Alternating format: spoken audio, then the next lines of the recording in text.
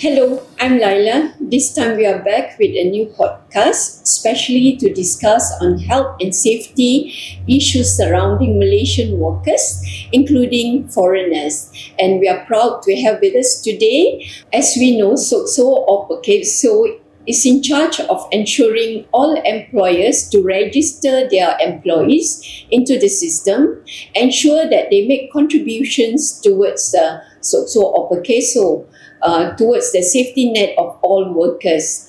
But we are very fortunate to have with us today two guests from the Malaysia Occupational Safety and Health Practitioners Association, shortly Moshpa.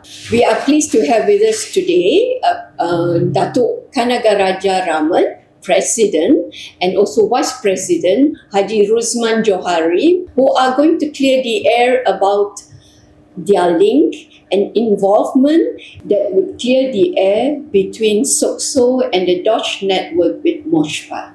Welcome to the podcast, Datuk Kana and Haji Ruzman. Looks like you all are set and ready to go, so let's begin. Datuk Kana, how long have you been at the realm of Moshpa, and who are the members and what are your activities?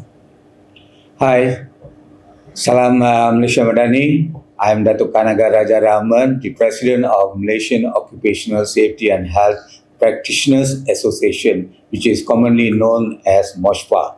This association was formed in 1997 when 1994 Acta for the Safety and Occupational came into act. So that's the time we realized that there need an association for all the safety practitioners throughout the country to rely on.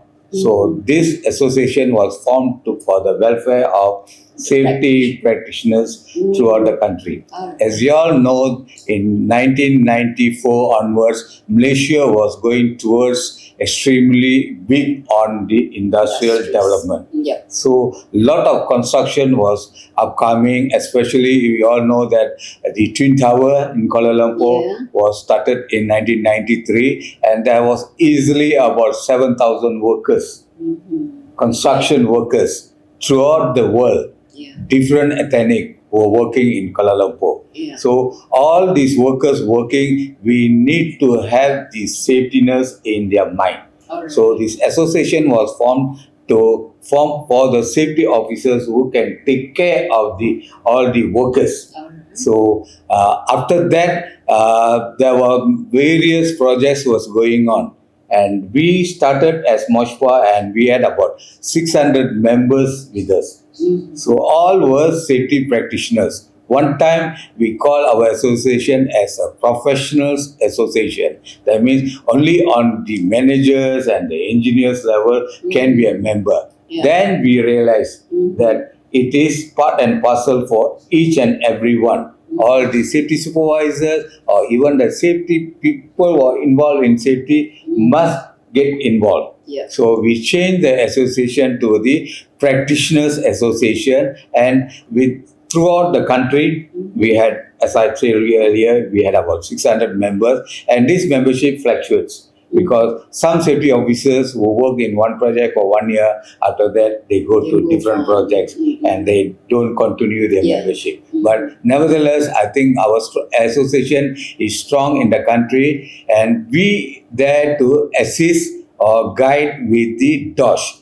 DOSH is Department of Occupational Safety and Health under the Human Resource Ministry.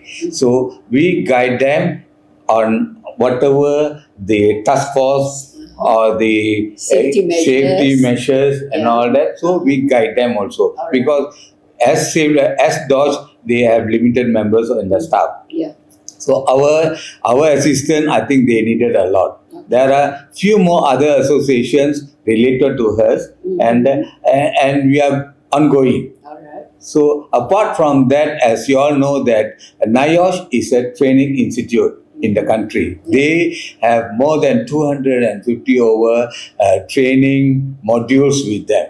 So they are semi-government, but they do also all these trainings. Let it be for the safety officers, let it be like lifting, or let it be any other thing related to safety. is all done by NIOSH. Okay. Whereas I think Perkeso, as you all know, they are the funders because the employers or the workers, they contribute towards to Perkeso. So in return, they give fund to run all these classes. Alright. Like we Moshpa also get fund from Moshpa, Perkeso to run all the courses. So to briefly to tell about Moshpa, and we have come almost about 27 years now in the country, 27 years. Okay. doing services and all that. We have advanced ourselves in going out to factories, project sites or construction sectors. We do throughout the country audit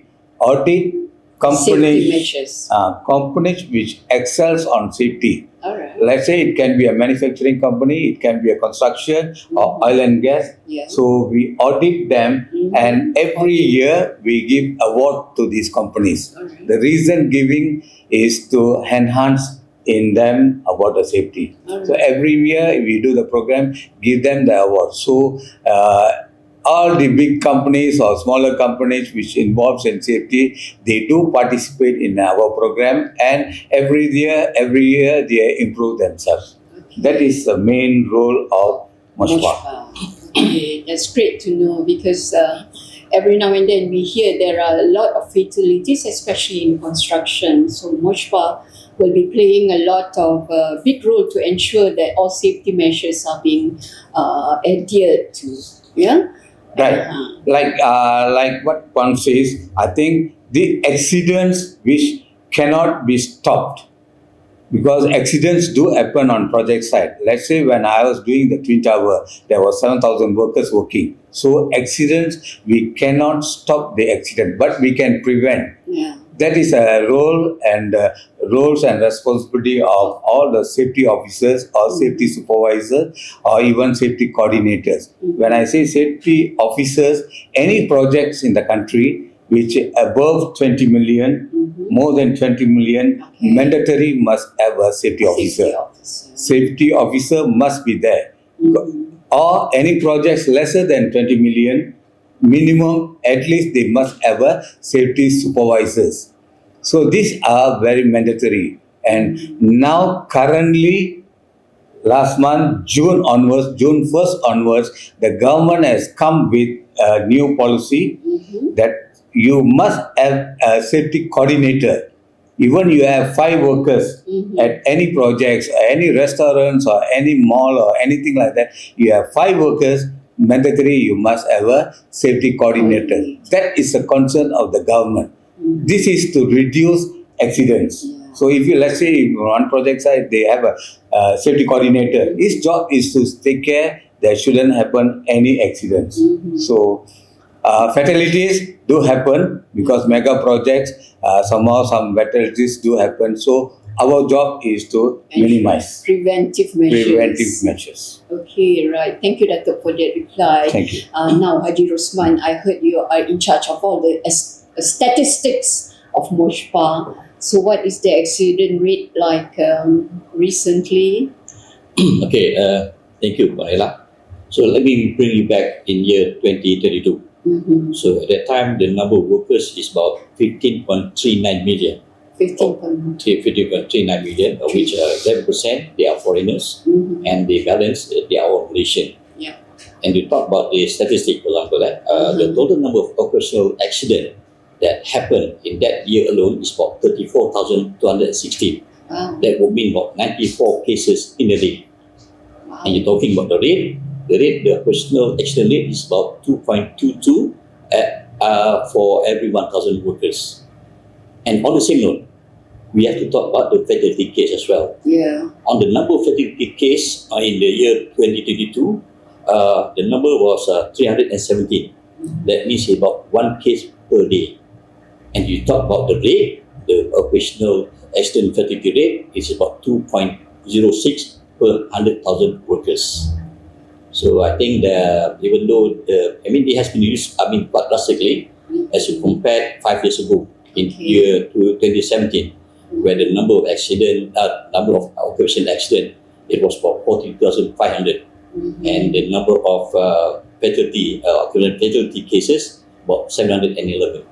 So there's a huge, significant reduction in terms of the number of fatality as well as the number of operational accidents in Malaysia. All right.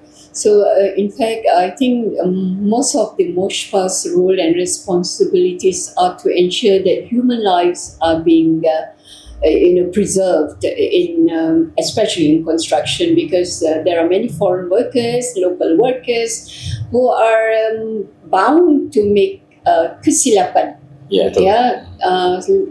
Salah langkah. So yang akan menyebabkan fatalities in banyak cases. To add on to Usman, I think when we were having these construction sectors in the country, most of our workers are foreign workers. So if it is a local workers, our communication can be easier. But then we need foreign workers to come and work in all sectors, especially if you are in the construction sector. There will be Bangladesh, there will be Indonesians, there will be Myanmar, even Africans, all different ethnic people here. So the communication is very, very important.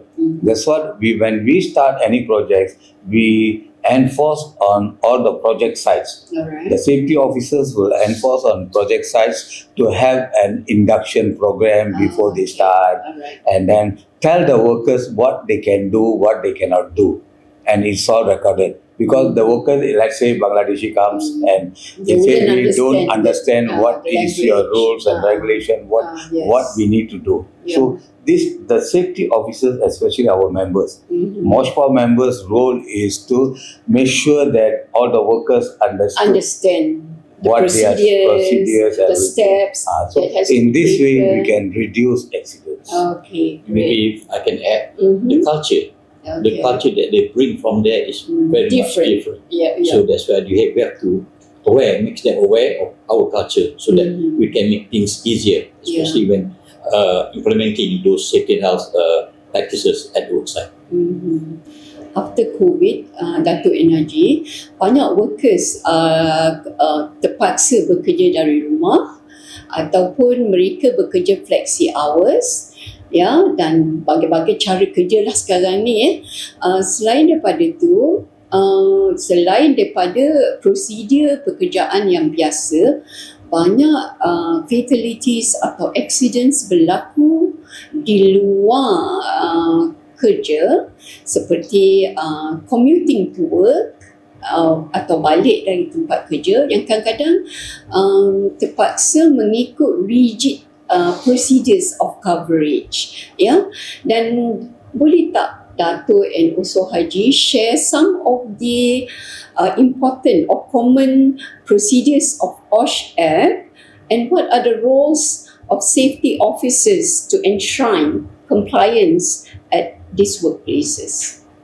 As Puan said, I think during the COVID time, and then after the COVID, and then people work from at home and then all these things. But we have to realize that the safety part of workers or safety part is to be on practical. Because safety officers don't stay at home or they don't do work. They are not more on the paperwork, but they are on physical. At project site, if construction, they cannot go online during the construction. They have to be physical there. So that's our part where the safety officers or the safety supervisors, they will be practically physically present to ensure that there is no accidents happening. I mean, safety things mainly is like, let's say some people mistake safety and security. Security is to take care of the materials, the project site or the factory. But safety is to take care of the human being. So they have to be there physically to make sure that no lesser accidents, prevent accidents. So that's the main reason. So secondly, I think while they are doing all these things, they reduce accidents. Yeah, Haji, you want to add on? Just want to get something out of what been mentioned by Dato'. Surprisingly, during the COVID time, 2021, if you think there's no accident, no fatality, you're wrong. Because in 2021, where this COVID comes in, so there were about more than 20,000 number of cases, operational accident cases that was recorded And even there were fatality cases as well recorded at that particular time. That's why the government needs to be more rigid in ensuring that the workers are well taken care of, and of course we want them to be safe as well. So I think what they have done is quite, I think it's acceptable, so that whatever things that we think that are wrong, I think is caused by two things: unsafe act and unsafe condition. These are the two conditions where accident may happen. So this is something that we want to prevent. By preventing it, so we would we were able to reduce the number of reduce or probably eliminate the number of accidents at the workplace. Thank you for that info. And maybe that is what kadang-kadang kita workers tak realise why you have the safety officers, the safety procedures are being put into our manufacturing system, and why there are safety committees even in many companies. That is to make sure that all workers are safe and their health is taken care of, because in some factories where they are working with chemicals, we must also ensure that they are not affected by the chemicals in the long run. Accident is very costly. Each right an accident, you have to see what are the consequences will be. Consequences, so don't ever try an accident. Okay. All stakeholders have a part to play in ensuring a safe and healthy workplaces for all workers, like foreign or local workers. And this task is not easy, because to make people and to creating the awareness among us is very difficult, and making them understand why we have safety measures to prevent accident and fatalities is also not that easy. And also sometimes the workers would tend to be a bit lax-sided in their steps. And for this, I think Moshpa will be playing a bigger role in future, because as you know, Malaysia is growing and we have a lot of construction will still be going on throughout the country, because we are developing and we are creating a lot of new cities around the country. And for that, I think Moshpa will be playing a bigger role in future too. And of course, Haji said, walaupun the cases of accidents are decreasing, but we have to make sure that it keep on decreasing, because if not, so will we have a lot of tanggungan, pencen ilat, pencen penakat dan sebagainya. Compensation. A compensation. For that, I understand that you would be attending a health and safety international conference in Calcutta soon. What can you tell us about it, and perhaps share what is your vision, aspirations that you hope to come up from the conference? Let's say Moshpa, I think we have involved in a lot of partners. We've been with, let's say, APOSHO is an Asia Pacific Occupational Safety and Health, which has been there for almost about 40 years. So every year they have conferences, and Moshpa is also a partner with them. So for this, I think 40 over countries from all over the world, Asia Pacific, they will come and attend. They exchange ideas. This is one part of APOSHO.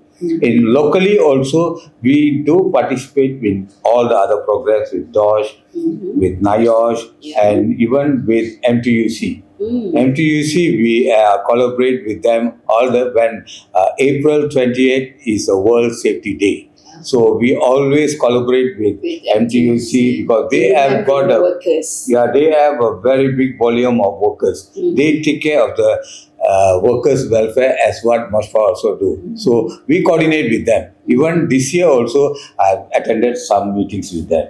Similar to that, next week, that's coming week, on the 30th and the 31st and the 1st, we are having a conference in Calcutta, in India. This is towards the Vision Zero. Vision Zero was formed in Singapore. It was inaugurated in Singapore. They are mainly with ISAC, International Security Service Organization, which is, I'm very glad to inform that the president of ISAC is our current CEO of Perkeso. Dato Sri Dr. Azman. So he has become the president. That Alright. means we must understand that the world is looking with at us. So he heading the thing. And on the 1st and 31st and the 1st, they are having in Calcutta for a Vision Zero conference. Okay. At that conference, a lot of papers will be presented. So we are focusing on 7 golden rules of this Vision Zero. They have to get self-service, and then we have to have a proper management. So 7 golden rules, and all the papers will be presented on this conference. In fact, I'm very proud. They have given me one slot, that is have a safety at the height. As I told you earlier, we even built a twin tower. Imagine about 500 over meters, 88-story building. So falling things will always cause fatalities. Even not only the person falling, the objects falling. So this we have to really take care. So I'm going to give a short talk on how to prevent from working at a height. Simple thing as that any project site we work, if it is more than 2 meters, you must have the full harness. Those days it's only a safety belt. Safety belt you hook to something, but now it's a mandatory. You must have a full harness, and then you work on the thing. Or the whole project site has to be netted. Netted, the reason is not for people to fall. Also it takes care, but at the same time for objects to fall down. Objects should fall, and if it is hits any people down, it also can be a fatality. So I'm going to give a talk, and also our Malaysian counterparts, I think MTUC is also participating in the program, bringing a very big delegation. Same time, I think Perkeso is giving, MSHOSH is giving. So it's going to be a very interesting program. I have to come back and give to media what has happened in that 2 days conference. And I'm very glad that we are given, Moshpa is given opportunity to present paper. Okay, so I presume that being at the helm of Isaac, you were saying that a Malaysian, Datuk Sri Azman could have maybe play a big part for this international conference in India. And why Malaysia is involved is maybe because we are host to many foreign workers here. So maybe the highlight is also on us to make sure that we are providing a safe environment for workers. Right. ILO has stated that the Malaysian accident rates had greatly reduced in the workplaces, but it is the stakeholders' responsibility to ensure that we reach zero accidents. I will now call upon Haji Rusman to perhaps advise employers on how to improve safety conditions at work. Silakan. Thank you, Panela. So my advice to all employers, please treat your employees as your own asset. The most important asset that you have with you. And if possible, invest more in safety and health so that we can do more in reducing the number of accidents at the workplace. And don't forget, with the new OSH amendment, there will be an increase of the penalties that will be put upon you if you fail to comply with any requirements set by the OSHA Act. Thank you. Thank you, Datuk Kana and Haji Rusman, for your input and enlightening us on various issues of health and safety that is surrounding workplaces and all of us employees in making sure that our workplaces are healthy and safe for everyone. So I think we could create a better future if everyone play a part and make sure that we create zero accidents in our workplaces. So we wish you good luck in your coming conference in India, and may we have a fruitful outcome from that conference. And we will be meeting you again, hopefully in the near future. Thank Yeah. you for having us. Thank you so much. I also take this opportunity for giving us an opportunity again to view our points. Alright. Thank you very much. Thank you. So, jumpa lagi.